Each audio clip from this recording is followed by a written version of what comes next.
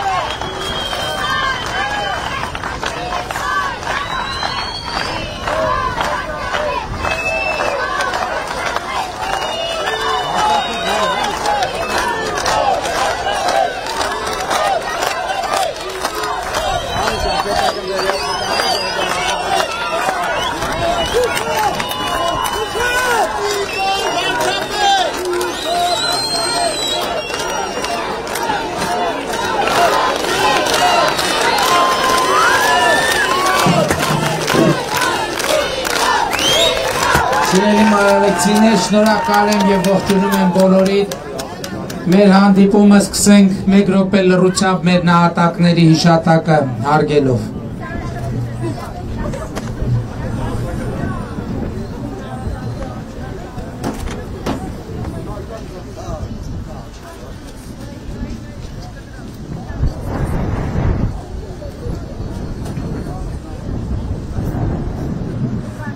Շնորհակալ եմ։ Սիրելի մարալիքցիներ, նախ իսկապես է ջերմությունը և հաստատակամությունը շատ կարևոր է, չափազանց կարևոր է և մեծ ուժ է տալիս և ես ուզում եմ հետևյալի մասին ասել, գիտեք, քաղաքական աղմուկ աղաղակի մեջ երբեմն շատ դուրս է մնում շատ կարևոր խոսակցություն, թե այս ընթացքում ինչեր են տեղի ունեցել, ինչ հաջողությունների է հասել կառավարությունը, անհաջողությունները երևում են, անհաջողությունները ակնհայտ են, անհաջողությունների մասին նույնիսկ այս ընթացքում մենք բազմիցս ենք խոսել, բայց Մարալիկը, որը մեր երբեմնի արդյունաբերական քաղաքներից է, ես ուզում եմ մի երկու խոսք ասել այն փոփոխությունների մասին, որ այս ընթացքում հաջողվել է արձանագրել մասնավորապես արդյունաբերության ոլորտում։ Տեսեք, չնայած արձանագրված տնտեսական աճին, 2000-ից 2008 թվականներին մշակող արդյունաբերությունները տնտեսության մեջ գրեթե կրկնակի նվազեց, 2008 թվականին կազմելով 8.6%։ Այսինքն 2000-ականներին նեն չէր, որ Հայաստանի արդյունաբերությունը, ասենք Խորհրդային Միության արդյունաբերության հետ համեմատած դենց եսիմինչ երևելի վիճակում էր, բայց 2000-ականների առաջին կեսին, այսինքն 2000-ականներին, չնայած տնտեսական աճ էր հայտարարվում, բայց մեր համախառը ներքին արդյունքի մեջ, որը մեր երկրում ստեղծված արդյունքն է միասին վերցրած, արդյունաբերության դերը նվազեց, բայց ինչ տեղի ունեցավ հեղափոխությունից հետո, այսինքն որովհետև տնտեսության մի երկու կտոր ուներ տնտեսությունը ըստ էության, շինարարություն և բան, և առևտուր, և ներմուծում։ Հիշում եք այդ ժամանակներում նաև, որ շատ մեծ տրանսֆերներ է ստանում Հայաստանի Հանրապետությունը, որովհետև Ռուսաստանի Դաշնություն արտագնա աշխատանքի մեկնողների թիվը շատ մեծ էր։ Եվ այդ ժամանակ Հայաստանում ներկրումներ ինչ տեղի ունեցավ, ներկրումը աճեց, դոլարի կուրսը ընկավ։ Եվ այն ժամանակ, երբ որ մարդիկ արտագնա աշխատանքից $100 էին ուղարկում, այդ $100 սկզբնական շրջանում ասենք 50,000 դրամ է։ Հետո կամաց այդ $100-ը կատարավ 35,000 դրամ։ Եվ այդ տարբերությունը ինչ է տեղի ունենում։ Եվ այդ տարբերությունը ըստ էության գնում է ներմուծման խթանման քաղաքականություն էր ապահովում։ Եվ ներքին արտադրությունը, արդյունաբերությունը գնալով անկում ապրել, որովհետև ինչքան ցածր է կուրսը, այսինքն դոլարի կուրսը, դրամի կուրսը ինչքան բարձր է, այնքան ներսի արտադրությունը պակաս պրչունակա, ինչու որովհետև գործարը պիտի աշխատողին աշխատավարձ տա, երբ որ ինքը ենթադրել իր միավոր արտադրանքի համար դրսում դավաճառում $100, ինքը Հայաստանի Հանրապետությունում աշխատողի աշխատավարձը վճարում է դրամով, երբ որ այդ $100 ենթադրել 50,000 դրամա, ինքը պայմանականորեն կարողանում է 50,000 դրամ աշխատավարձը վճարել, բայց երբ որ դոլարի կուրսը 350 դրամ է կամ 360 դրամ է, ինքը այդ նույն արտադրանքը դրսում վաճառում է $100, բերում է այստեղ, դառնում է 36,000 դրամ։ Եվ հետևաբար այն 14,000 դրամը, որ իր ծախսի մեջ արդեն կա, այդ աշխատողին ինքը մեկա պետք է աշխատավարձը վճարի, հոսանքի գումարը վճարի։ Այսպիսով արդյունաբերությունը սկսում է նվազել։ Եվ այս գործընթացի հետևանքն է, որ ես ասացի, որ այդ ժամանակաշրջանում արդյունաբերության ծավալը էականորեն կրկնակի չափով նվազեց, դառնալով 8.6%։ Իսկ 2019 թվականին մշակող արդյունաբերության դերը հնային մեջ ընդլայնվել շուրջ 6%-ով, կազմելով 12.4%։ Որ միայն մի տարվա ընթացքում արդյունաբերության դերը տնտեսության մեջ նվազեց, ավելացավ 6%-ով, որը վերջին 8 տարիների ամենաբարձր ցուցանիշն է Հայաստանի Հանրապետությունում։ Սա շատ կարևոր արձանագրում է եւ ցույց է տալիս այն, որ երբ որ մենք 2000 թվականին հայտարարել ենք, որ մեզ պետք է արդյունաբերական երկիր, մենք այդ ճանապարհով գնացել ենք։ Մեկ ուրիշ ցուցանիշ կա նույնպես, որը վկայում է այդ մասին։ Արդյունաբերական ոլորտում իրականացվող շինարարության ծավալները 2019 թվականին ընդլայնվել են 2.3 անգամ։ Այսինքն 2019 թվականին արդյունաբերության ոլորտում ընթացող շինարարությունը, դա ինչի մասին է, երբ որ կառուցում է արտադրաբազ, երբ որ կառուցում է գործարան, երբ որ կառուցում է արտադրական հզորությունների հետ կապ ունեցող որևէ բան։ Արդյունքում 2019 թվականին իրականացված շինարարական ծավալներում զգալիորեն աճել է մշակող արդյունաբերության կշիռը մինչև 5.6%, 2008 թվականի 3.1%-ի և 2017 թվականի 2.5%-ի համեմատ։ 2019 թվականին արդյունաբերական շինարարության ծավալները ավելի քան կրկնակի անգամ գերազանցեցին 2008 թվականի ծավալները, իսկ 2017 թվականի նկատմամբ աճել են 32%-ով։ Ժողովուրդ ջան, ես հասկանում եմ, որ այս թվաբանությունը երբեմն այդքան հետաքրքիր չի, նույնիսկ գուցե ձանձրալի է, բայց ես չեմ ուզում, որ մենք քաղաքական այս աղակի մեջ կորցնենք շատ կարևոր ձեռքբերումների մասին խոսակցությունը։ Տեսեք, ասում են շինարարություն է եղել, 2008 թվականի շինարարություն է եղել, 2019 թվականին արդյունաբերության ոլորտում տեղի ունեցած շինարարությունը կրկնակի անգամ գերազանցել է 2008 թվականի էլի արդյունաբերության ոլորտում տեղի ունեցած շինարարությունը և ավելի քան 30%-ով 2017 թվականի ցուցանիշը։ Ընդհանրապես 2019 թվականը շատ կարևոր տարի է, որովհետև դուք կլսեք այդ հեռուստատեսության ալիքները փոխելով, որ սրանք երկիր կառավարել չգիտեն, որ սրանք էս չգիտեն, որ սրանք են չգիտեն, բայց 2019 թիվը միակ թիվն է,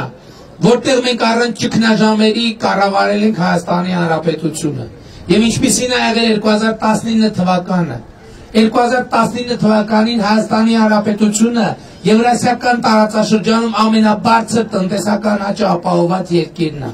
2019 թվականին մենք 1.200.000 մարդու կամ աշխատավարձ կամ նպաստ կամ թոշակ բարձրացրել ենք։ 2019 թվականի ընթացքում մենք Հայաստանի պետական բյուջեի եկամուտները ավելացրել ենք 500 միլիարդ դրամով։ Դա մի միլիարդ դոլարից ավելի է այդ գումարը։ Էսա կառավարման, փայ չենք մտել ժողովուրդ ջան, ճիշտ է։ Միլիոնատեր չենք դարձել ժողովուրդ ջան, ճիշտ է։ Սրա նրա վրա նալով չենք դրել, ճիշտ է։ Առանձնատներ չենք կառուցել, ճիշտ է։ Ղարաբաղի հարցը 2019 թվականին մենք շատ կարևոր որոշումներ ենք կայացրել։ Մենք առաջի երեխայի ծննդօգնության նպաստը բարձրացրել ենք 6 անգամ։ Երկրորդ երեխայինը կրկնապատկել ենք։ Մենք շատ կարևոր որոշում ենք կայացրել։ 2018-ից առաջ էլ կար որոշում, որ աշխատող մայրերը երեխայի ծննդյան նպաստ էին ստանում 18,000 դրամ, միայն աշխատող մայրերը։ Մենք այդ նպաստը, ընդ որում մենք նպաստի նվազագույն և թոշակի նվազագույն չափ սահմանեցինք 26,500 դրամ։ Ինչի 26,500 դրամ, որտեղ 26,500 դրամը այն ժամանակվա տրամաբանությամբ նվազագույն զամբյուղներ մեկ մարդու սննդով, նվազագույն սննդով ապահովելու, բայց այդ չի ասում։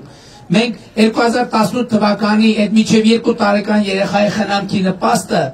մենք էականորեն այդ համակարգը փոխեցինք։ Առաջինը նպաստի չափը բարձրացրեցինք 26,500 եւ երկրորդը գյուղական համայնքների համար առանցին կարգավորում տվեցինք, որ գյուղական համայնքներում նույնիսկ չաշխատող ծնողները, մայրերը մինչև 2 տարեկան երեխայի խնամքի նպաստ են ստանում 2 տարի 26,500, իսկ գյուղական համայնքներով աշխատող մայրերը դրա կրկնակին 53,000 դրամ։ Մենք ավելացրել ենք 2020 թվականի հունվարի 1-ից, բայց էլ 2019 թվականին կայացրած որոշումը։ Նվազագույն աշխատավարձը 55,000 դրամից բարձրացրել ենք 68,000 դրամ։ Մենք պլանավորում ենք առաջիկա տարիներին նվազագույն աշխատավարձը բարձրացնել հասնել 85,000 դրամ։ Մենք պլանավորում ենք նվազագույն թոշակը, որը մեր փոփոխությունների արդյունքում 43,000 դրամա դարձնել 68,000 դրամ։ Մենք նախատեսում ենք առաջիկա լավ թոշակների թեմային անդրադառնամ նոր, բայց մենք համարում ենք ինչ, որ այս թոշակը հերիկական բավարար է, իհարկե ոչ։ Մեզ ասում են, հայ, ինչ է կարել, ընդամենը մի քանի հազար դրամով թոշակը ավելացրել եք, էլի։ Բայց ժողովուրդ ջան, այդ թոշակը, որ եղածի վրա ավելացրել ենք 10%։ 10% ավելացրածը բռնելա 4,500 դրամ։ Բայց պատկերացրեք, նախկինում ինչքան քիչ ա եղել, որ 10% ավելացնում ենք, էլի չի ստացվում։ Այո, մեր բանը, մեր իրավիճակը այդպիսին է։ Թոշակները իմ այնքան ցածր են, որ հենց մի 10 տարի էլ պետք է ավելացնենք անընդհատ, որ ասենք հա եկանք հասանք ինչ որ արժանապատիվ չափի։ Մենք նախորդ 3 տարում Հայաստանում կառուցել ենք 1360 կիլոմետր ճանապարհ, 1360 կիլոմետր։ Մենք պետական բյուջեի հաշվին այնքան ճանապարհ ենք կառուցել նախորդ 3 տարում, ինչքան վերջին 10 տարում չի կառուցվել։ Բայց հա այսօր նկարում են, ասում են քանդված ճանապարհ կա, նկարում են, ասում են տեսեք քանդված ճանապարհ կա։ Հա դուք այնքան եք քանդեմ, ենք հենց մի 10 տարի պետք է սարքենք, որ այդ բոլորը սարքվի։ Մենք առաջիկա տարիներին, առաջիկա 5 տարվա ընթացքում միայն պետական բյուջեի միջոցներով պլանավորում ենք կառուցել 2600 կիլոմետր ճանապարհ։ Մենք ամեն տարի պլանավորում ենք Հայաստանում ինտենսիվ այգիների ծավալները ավելացնել 1000 հեկտարով։ Եվ ուզում եմ նաև ձեր ուշադրությունը հրավիրեմ մեր վարկային ծրագրերի աջակցության զարգացման ծրագրերի վրա, երբ որ մենք աջակցում ենք ջերմոցային տնտեսություններ հիմնելու համար։ Տեսեք, նախկինում ում մտքով կանցներ, որ այս տարածաշրջանում կարելի է ելակ աճացնել եւ շահույթ ստանալ։ Բայց դա փաստ է, եւ այդ լավ օրինակը պետքա վարակիչ լինի, պետքա ոգևորվեն ուրիշները, պարտադիր չի բոլորը ելակ աճացնել, մյուսն էլ ուրիշ բան թող աճացնի։ Բայց այսօր կառավարությունը անտոկոս կամ ցածր տոկոսներով վարկա տալիս քաղաքացուն, որպեսզի նա օրինակ ջերմոցային տնտեսություն կառուցի, մինչև 15 միլիոն։ Բայց հենց տեսեք մենք ինչ պայման ենք առաջադրում, ասում ենք քաղաքացի ջան, իհարկե այստեղ մի հատ վատ պահ կա ժողովուրդ ջան, այդ գրավի պահն է, որը շատ է մեզ խեղճացնում, բայց դրա լուծումն էլ կգտնենք։ Նրանք ովքեր բայց նրանք ովքեր ունեն լավ ֆինանսական պատմություն առանց գրավել կարող են այդ վարկից վերցնել։ Տեսեք ինչ ենք ասում։ Ասում ենք 15000 դրամի վարկը կամ առանց տոկոսի կամ ցածր տոկոսով վերցրեք, գնացեք ստեղծեք ջերմոց, երբ որ ջերմոցը կառուցած պրծած կլինի,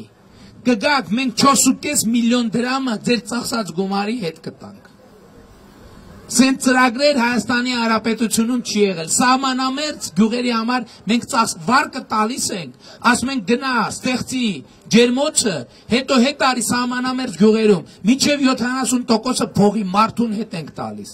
Այսինքն ըստ էության մեր տված վարկին երկու կերպ կարելի ձևակերպել, կամ կարանք ասենք, որ մի հատ էլ 70%-ով ավելացնում ենք, կամ մենք այդ վարկի 70%-ը փակում ենք, ում ոնց հարմար կլինի։ Մենք խելացի անասնագոմերի ծրագիր ենք այս նույն տրամաբանությամբ իրականացնում, որովհետև մենք ինչ ենք ուզում, մենք ասում ենք ժողովուրդ ջան, բարեկե, տեսեք կառավարությունից ինչ են ակնկալում, ակնկալում են բարեկեցություն, ակնկալում են, որ լավ ապրեն։ Մենք մի բան ենք ասում ենք դրա համար հարկավոր է աշխատանք, որովհետև օգնությունով ոչ մեկ լավ չի ապրի, ժողովուրդ ջան, լավ օգնությունը մի անգամ, երկու անգամ, 3 անգամ, լավ 10 անգամ, լավ 20 անգամ, բայց օգնության հույսին մարդը չի կարա լավ ապրի, հա օգնենք, բայց մենք ուզում ենք մարդուն ոչ թե օգնենք, որ ինքը ինչ-որ բան սնվի, մի շաբաթ, երկու շաբաթ, մենք ուզում ենք աշխատանքի պայման ստեղծենք, մենք հակառակը գալով երեխաներին, մենք ասում ենք այսօր մենք պետք է ապահովենք, որ այս երեխաներին երաշխավորենք աղքատությունից։ Ինչա պետք դրա համար պետք է պատշաճ նախակրթություն, պատշաճ հանրակրթություն, պատշաճ բարձրագույն կրթություն։ Եվ մենք այսօր ասում ենք, որ առաջիկա 5 տարիներին Հայաստանում 300 մանկապարտեզ են կառուցելու։ Ինչի համար, որպեսզի Հայաստանի Հանրապետության բոլոր երեխաները մանկապարտեզ գնալու հնարավորություն ունենան։ Բայց այս մանկապարտեզով մենք երկու հարց ենք լուծում։ Առաջինը, մայր ծնողների համար հնարավորություն ենք ստեղծում, որ իրենք ազատ լինեն աշխատեն որևէ գործունեությամբ։ Եվ այդտեղ մեր կանանց, մեր քույրերին ուզում եմ նաև խորհուրդ տալ, որ իրանք աշխատանք ասելիս հասկանում են, էդ էլ աշխատանք, նորմալ է, ես բան չունեմ ասելու, աշխատել օրինակ ինչ-որ մի հիմնարկում, պետական եւ այլն, նորմալ է, բայց մեկ է պետական հիմնարկները բոլորին չեն տեղավորի։ Մենք ուզում ենք, որ մեր կանայք եւ քույրերը իրենք էլ մտածեն, այս մենք հատուկ ծրագրեր ունենք կանանց գործարար ակտիվության վերաբերյալ։ Մեր երկրի բնակչության կեսից ավելին կանայք են։ Եվ երբ որ մենք պայմաններ չենք ստեղծում, որ կանայք տնտեսական ակտիվություն ցուցաբերեն, մեր երկիրը դրանով տուժում է։ Ինչ է նշանակում տնտեսական ակտիվություն։ Տնտեսական ակտիվություն նշանակում է, որ իրանք իրանց ընտանիքի բարեկեցությունն են ապահովում, բ. հարկ են վճարում բյուջե, մեր պետական բյուջեն ավելի մեծ է լինում, մենք հնարավորություն ենք ունենում ավելի շատ գումար ծախսել բանակի վրա, պաշտպանության վրա, անվտանգության վրա, դպրոցի վրա, առողջապահության վրա, եւ այսպես այս զարգացումը մենք բոլորս այս շղթայի մեջ պետք է տեսնենք մեր անելիքը։ Չնայած էտել եմ ուզում ասել, որ վերջին 3 տարվա ընթացքում մենք 80%-ով համարյա կրկնապատկել ենք առողջապահությանը տրվող ֆինանսավորումը։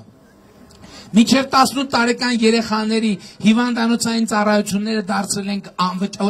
անվճար պետության հաշվին։ Սրտի ստենտավորման ծրագիրը ընդլայնել ենք, այսօր գրեթե բոլոր քաղաքացիները, որ սրտի հետ կապված խնդրեմ ունեն, պետական բյուջեի հաշվին են ստենտավորվում։ Չնայած այն օր մի մարդ մոտեցավ, ասեց ինձնից փող են ուզել, այդ հանձնարարեցի կզբաղվեն, բայց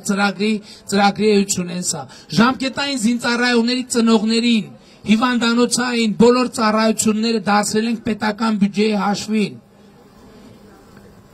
Եվ այլն եւ այսպես շարունակ։ Ես ուզում եմ ասել, տեսեք ժողովուրդ ջան, այո մենք ճանապարհներ ենք կառուցել, բայց մենք միլիոնատեր չենք դարձել, որովհետև մենք ճանապարհը չենք կառուցում հատկաց ստանալու համար, մենք ճանապարհը կառուցում ենք մարդկանց համար, ճանապարհը կառուցում ենք ձեզ համար։ Եվ վերջին 7 ամիսներին մեզ համար շատ դժվար է եղել, չափազանց դժվար է եղել։ Մեզ նույնիսկ շատ մեղադրել են, ասել են, հələ տեսեք, այս նրանք իրանց աթոռներից կարճած են։ Բայց ինչպես մենք ճանապարհը կառուցում ենք, ոչ թե հատկաց ստանալու այլ քաղաքացու համար, այնպես էլ մենք իշխանությունը պահել ենք էլի ձեզ համար, որ ձեզնից ստացած եւ ձեզ պատկանող իշխանությունը որևէ ուրիշ մեկի ձեռքը չընկնի եւ մենք 2021 թվականի հունիսին ձեզ պատկանող իշխանությունը վերադարձրել ենք ձեզ եւ դուք հիմա Հայաստանում բացարձակ իշխանություն եք, բացարձակ իշխանություն եւ դուք հունիսի 20-ին կայացնելու եք որոշումներ, կայացնելու եք վճռներ, որոշելու եք ճակատագրեր, ոչ միայն քաղաքական ուժերի եւ գործիչների, այլև ձեր, մեր երեխաների, մեր երկրի ապագայի։ Շատ դժվար է, շատ դժվար վիճակում է մեր երկիրը, պետք չի թաքցնել, պետք չի թաքցնել, բայց այդ դժվարությունը հաղթահարելու համար մենք նախ պետք է վերականգնենք մեր քաղաքացիական միասնականությունը եւ այդ միասնականությունը պետք է լինի կարգ ու կանոնի, օրենքի շուրջ, պետք է լինի արդարության եւ արդարադատության շուրջ եւ ես հույս ունեմ, որ դուք 2020 թվականի հունիսի 20-ին գնալով ընտրական տեղամաս մեզ տված 2018 թվականին տված թավշե մանդատը կփոխարինեք պողպատե մանդատով, որպեսզի մենք կարողանանք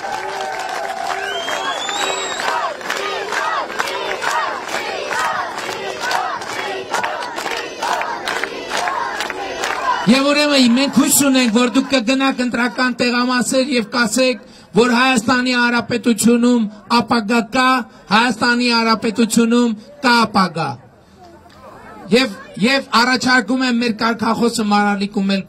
փորձարկենք, ես հույս ունեմ, որ շատ հստակ, շատ վստահ կասենք, ես ասում եմ Հայաստանի Հանրապետությունում ապագա կա, դուք ասում եք կա ապագա։ Եվ ուրեմն Հայաստանի Հանրապետությունում ապագա կա, չէ, պետք է ասեք կա ապագա։ Հայաստանի Հանրապետությունում ապագա կա, ապագա կա, ապագա կա։ Սիրում եմ բոլորիդ, հպարտանում եմ բոլորովդ եւ խոնարհվում եմ բոլորիդ առաջ։ Լավ եղեք ժողովուրդ ջան, երեկոյան Գյումրիի Վարդանանց հրապարակում ավելի լայնված կազմով մեր գործընկերներն են ելույթ ունենալու։ Խնդրում եմ բոլորդ եկեք, ով ժամանակ հավես տրամադրություն ունի եւ ուզում է լսի ավելի մանրամասն վերլուծություններ, բոլորիդ սպասում են Գյումրիի Վարդանանց հրապարակում։ Լավ եղեք ժողովուրդ ջան։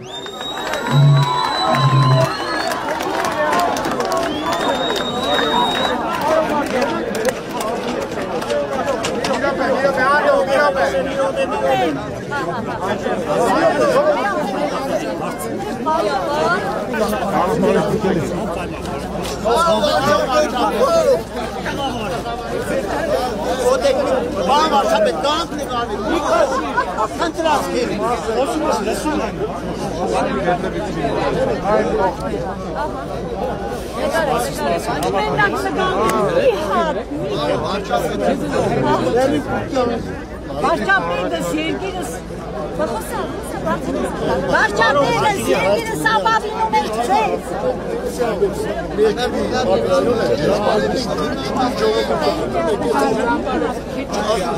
Հավակում է գումերը չեն օգտվում Չկա ես գյուղապետ էի 160 տարիս բորոքում եմ կազմակերպել նախկինում Մերլին եդացանանը գումերը խնդրում եմ ես Արոպավիկյանին եմ ասել Եդ արդյոք զբաղվեք